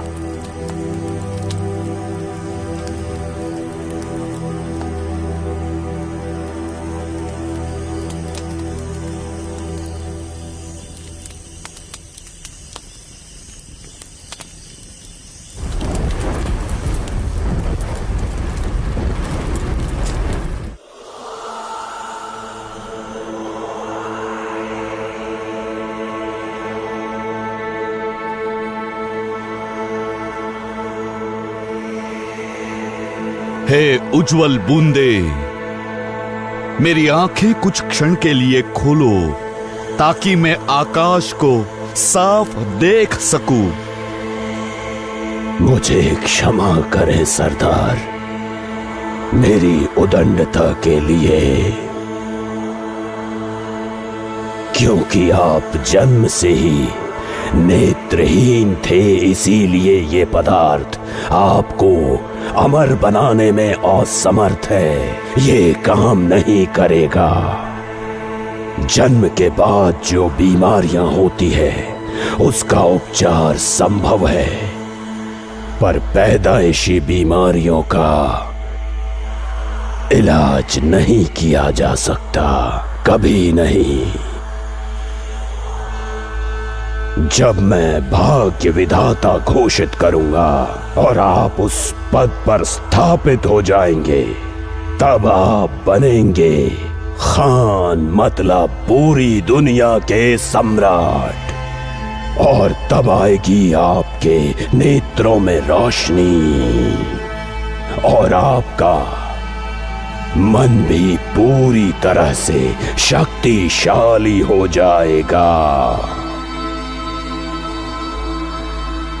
स्वर्ग के लिखे को कोई मिटा नहीं सकता मेरे सरदार। और अब स्वर्ग आपसे बहुत प्रसन्न होगा।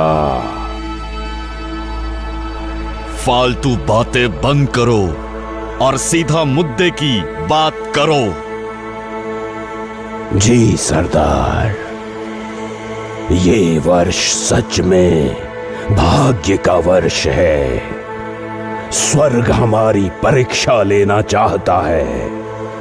क्या आप देख सकते हैं? भेड़िया जनजाति के प्रमुख हरसाई उसकी हत्या लौटते वक्त सफेद खोपड़ी ने की, और उनके प्रमुख सरदार जराई वो भी गंभीर रूप से घायल है। उसके कुछ ही दिन बचे हैं अब इस दुनिया में। फिर कौओं, सैरीन, अंगोल और चोनोस किसी नेतृत्व के अभाव में पूरी तरह से नष्ट हो जाएंगे, समझे? अब समय मेरा है। मुझे अब खादून योद्धाओं को तैयार करके अंगोल और भेड़ियों का नाश कर देना चाहिए। आप शूरवीर हैं सरदार, लेकिन इर्तई अपने घायल पिता को ले भागने में सफल हुआ। वो निकल गया और इर्तई अब प्रमुख सरदार बनेगा। अगर इर्तई शक्तिशाली हुआ तो वो किसी कठपुतली को भाग्य विधाता बना देगा,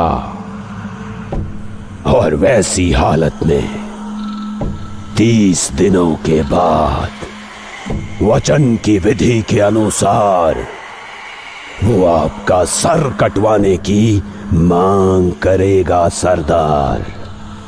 सभा में यही मांग करेगा।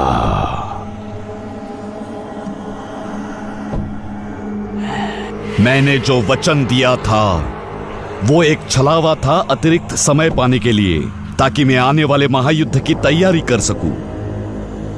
अगर मैं अजहर का सर काट कर भी इर्तई को सौंप दूं, तो भी वो अपना सर मुझे कतई नहीं सौंपेगा, समझे? मैंने अपने लोग विदेश में भेज दिए हैं तैमूर तलवार मंगवाने के लिए जो मुझे चाहिए। जब वो वापस लौटेंगे मैं इर्तई का सर्वनाश कर दूंगा, हमेशा हमेशा के लिए। हमेशा के लिए उसे नष्ट करने की आपकी योजना बेहतरीन है। वो योद्धा भी इकट्ठा नहीं कर पाएगा। अगर इर्तई 7 जनजातियों को एकत्रित कर लेता है तो ये खदान के लिए नुकसानदेह होगा सरदार। अगर हम उसे पराजित कर दें इससे पहले कि वो अपनी स्थिति को मजबूत कर ले, तो हमारे रास्ते का कांटा खत्म। मेरे सरदार, आप समझदार हैं और आपके कर्म असाधारण हैं। तुम मेरे नेत्र का स्थायी उपचार ढूंढोगे, समझ गए? जी सरदार।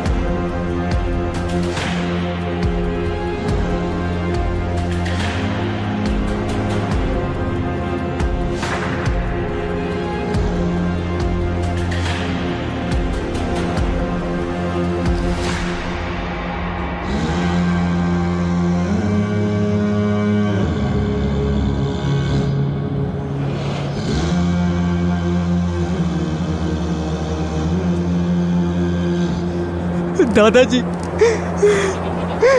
दादाजी, पिताजी,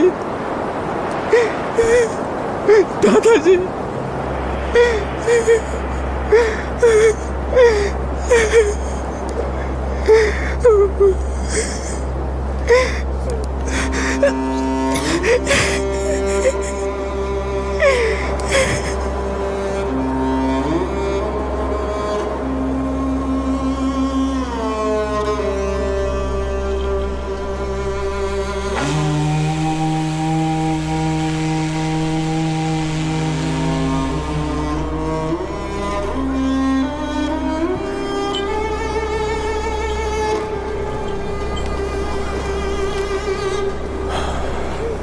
मेरे पिताजी घर तो लौट आए, पर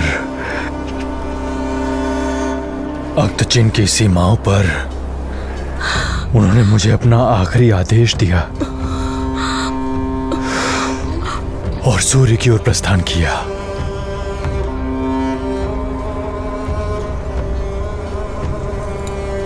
मैं इरताई श्रेष्ठ प्रमुख की पदवी की विरासत ग्रहण करके इस भूमि में शांति स्थापित करने का कर्तव्य निभाऊंगा।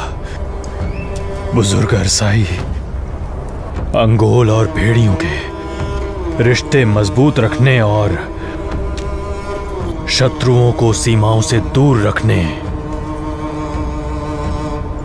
और अपनी बेटी सरखून का विवाह मेरे साथ करने का अटूट वचन दे गए हैं।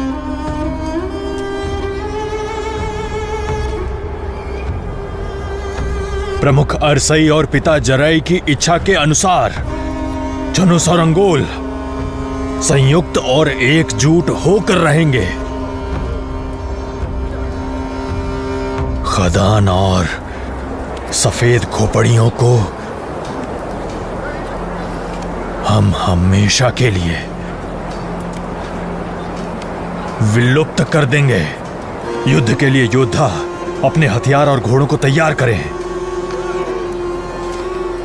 जी सरदार, दिवंगत बुजुर्ग की आत्मा 7 दिनों के अंदर पवित्र होगी।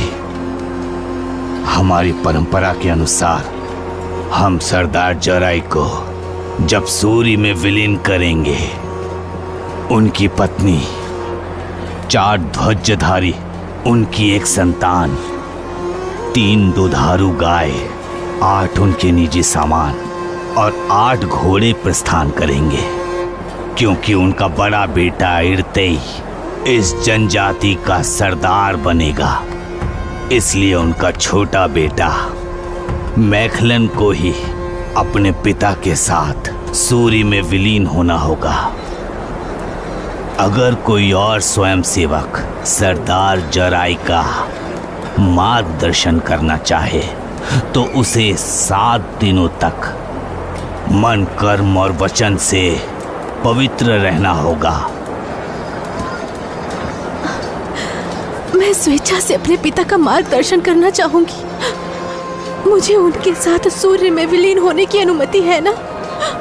तुम्हारे पिता ने तुम्हारे लिए साफ आदेश दिया था, अगर तुम उनका अनादर करोगे तो वो सूर्य में कभी विलीन नहीं हो पाएंगे और इसी दुनिया में एक शापित प्रेत की तरह भटकते रह जाएंगे। इसलिए उनकी अंतिम इच्छा का पालन करो, यही उचित होगा। तुम्हारे भाग्य में एक देवता है जो दोनों जनजातियों का वंश आगे बढ़ाएगा।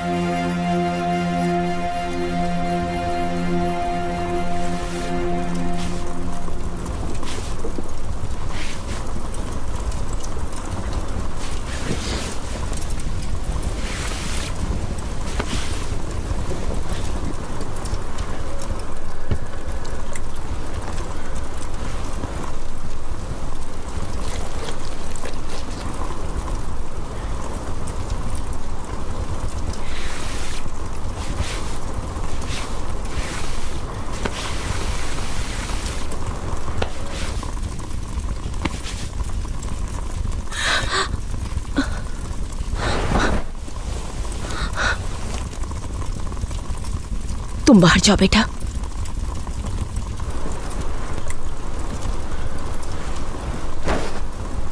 बेटी, दिवंगत शरीर को पवित्र करते समय उनसे घृणा नहीं करते। अगर तुम ये नहीं कर सकती तो मैं ये कर लूंगी। तुम्हें मेरी मृत्यु पे भी ये करना होगा।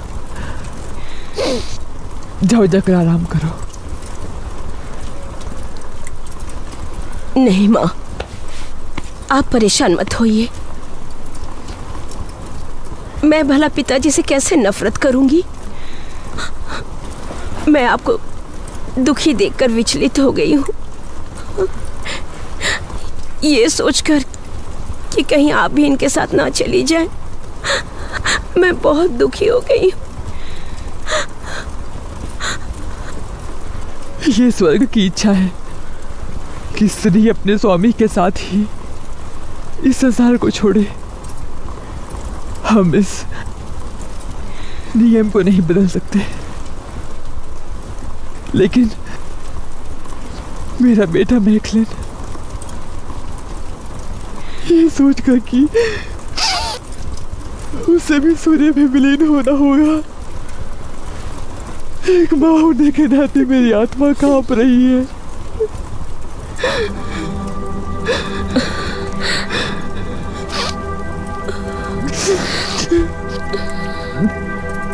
जल्द हम सूर्य में विलीन हो जाएंगे और तुम यहाँ रहोगी ईर्ताई और खावताई के लिए।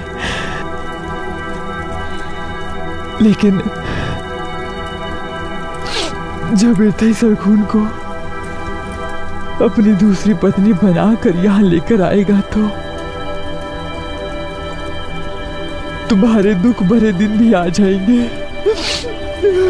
बेटी, तुम्हारा एक बेटा है, तुम धैर्य बनाए रखना।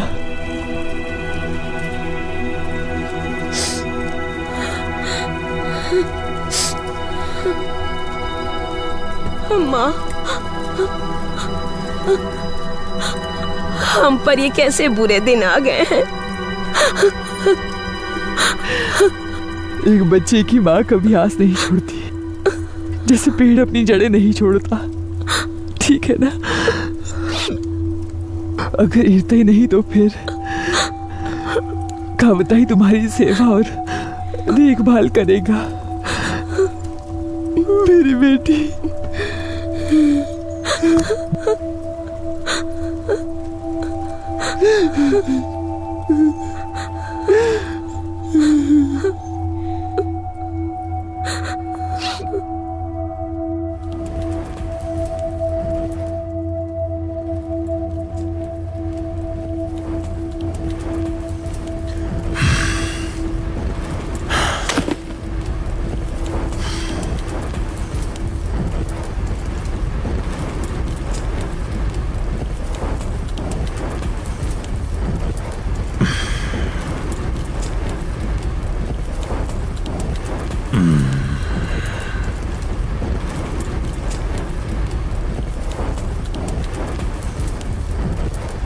मेरी प्रिय,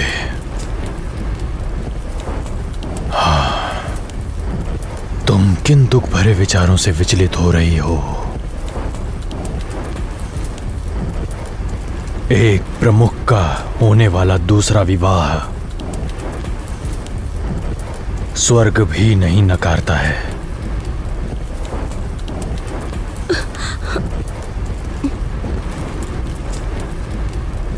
क्या तुम्हारे सिवाय कोई और भी ओचिर हथियार का प्रयोग करता है? क्या पूछ रही हो तुम?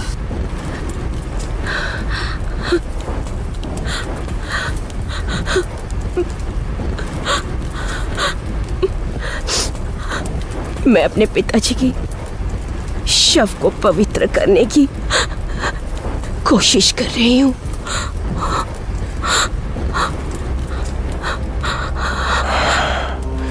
तो तुमने क्या देखा? क्या माताजी भी वहां?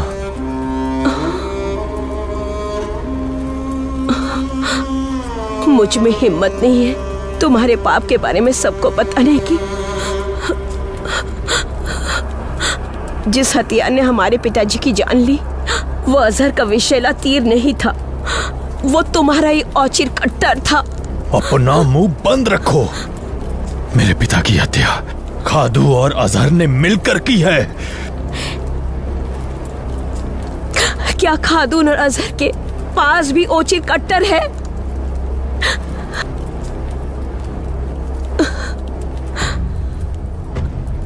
बताओ मुझे।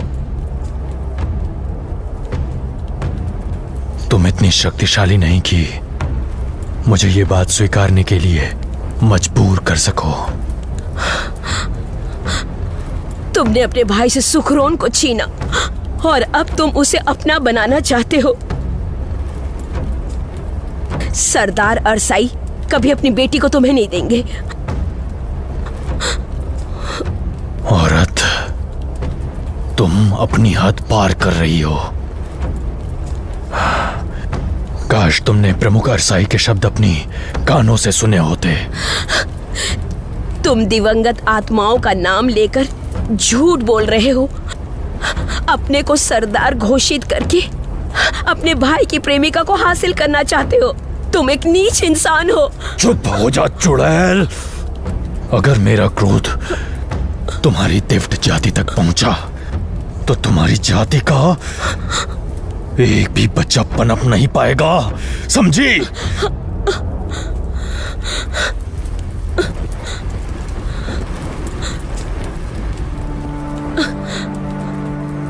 इतने सालों तक मैं तुम्हारे साथ रह रही हूँ। काश मुझे पता होता कि तुम अपने ही बाप को मारकर सरदार की पदवी हासिल करना चाहते हो। घटिया इंसान हो तुम। कभी कभी महान कार्यों के लिए कुछ आहुतियां देनी पड़ती हैं, समझी? और जो मैंने कहा उसे याद रखना। उसे धमकी समझने की भूल मत करना।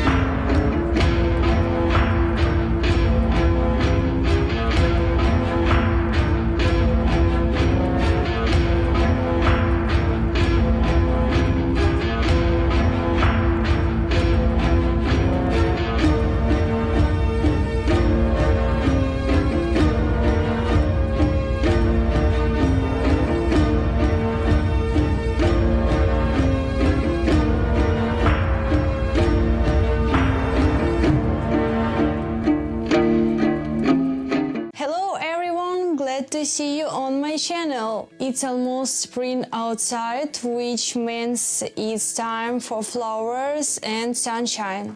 Today, together with you, I will create a romantic floral composition, Ikebana. The word Ikebana translated from Japanese means new life for flowers. Ike means path, Ana flowers, so together it comes out as a new path, a new life for flowers. By cutting flowers branches, we give them a new life, only not their replicate mature in the process. To create Ikebana, I have white and red roses, greens and other flowers that complement the rose composition. I also have pruners, a utility knife, tape, film and oasis. The interior composition will be assembled in a box in the shape of a heart. First, I prepare the oasis for flowers and place in the box.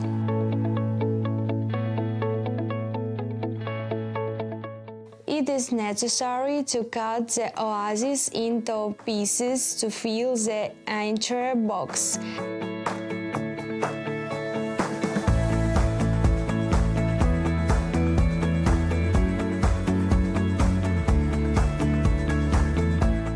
The and soak each piece in a bowl of water and let it absorb independently. Afterward, wrap each piece in film and secure it with tape.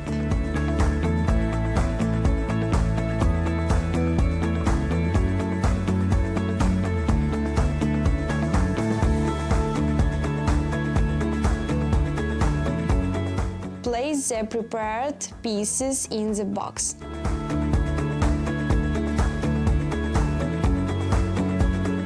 We have prepared the base for our flower composition. Now let's prepare the flowers. You need to access the height of the box and cut the stems of our roses and other flowers accordingly.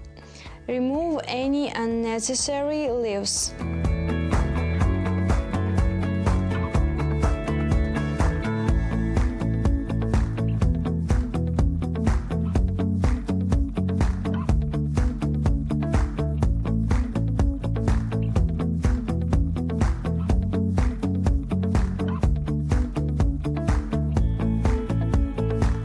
Now I will arrange white and real roses layer by layer in shape of a heart.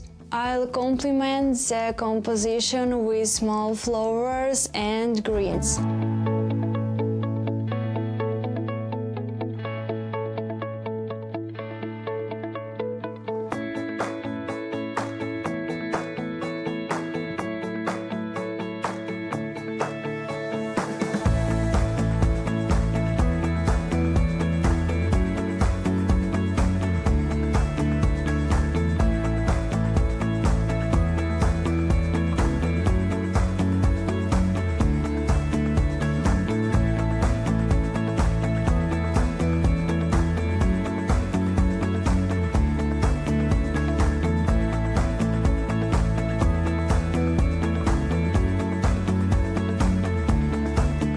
Here is a charming ikebana I've created. It's a beautiful gift for a beloved girl that will surely not leave here indifferent. Thank you for being with me and don't forget to give love. Until our next meeting.